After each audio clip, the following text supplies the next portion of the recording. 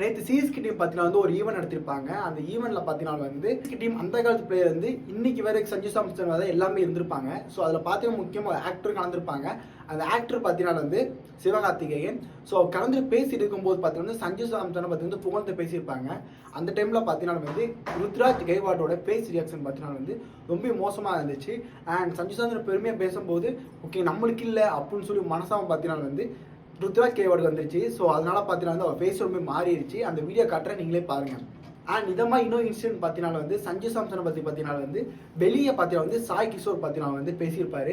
என்ன பேசியிருப்பாரு பார்த்தீங்கன்னா வந்து சஞ்சு சாம்சன் வளர வந்து உங்களுக்கு பிரச்சனை கேள்வி கேட்டிருப்பாங்க பேட்டியாளர்கள்.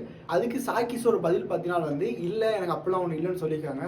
ஸோ சஞ்சு சாம்சன் வளர்ச்சி பார்த்து பார்த்தீங்கன்னா வந்து நிறைய ஐபிஎல் பிளேயர்ஸ் பார்த்தீங்கன்னா வந்து நிறைய பேர் வெளியே வந்திருக்காங்க. எக்ஸாம்பிள் பார்த்தீங்கன்னா வந்து கில்லா இருக்கட்டும். ஸோ அந்த மாதிரி நிறைய இஷ்யூஸ் வந்துட்டு இருக்கு. Sanju Samson good player, good skill இருக்கு. ஸோ அதனால் இந்த இடத்துக்கு வந்திருக்காரு. பட் அவரை பிடிக்காத நிறைய பேர் சிஎஸ்கே டீம் கூட இருக்காங்கன்னு சொல்லும்போது அது ரொம்ப கஷ்டமாகவே இருக்குது. ஸோ இந்த வருஷம் உங்களுக்கு வந்து சப்போர்ட் வந்து யாருக்குன்னு சொல்லி கமெண்ட் சொல்லுங்கள். அண்ட் சஞ்சு சாம்சன் ரொம்ப பிடிக்கினா மறக்காம கமெண்ட்ல ரெட் ஹார்ட் போட்டு தெரிஞ்சுக்கலாம். அண்ட் இதுமே அப்படி நம்ம சேனலை சப்ஸ்கிரைப் பண்ணிக்கோங்க.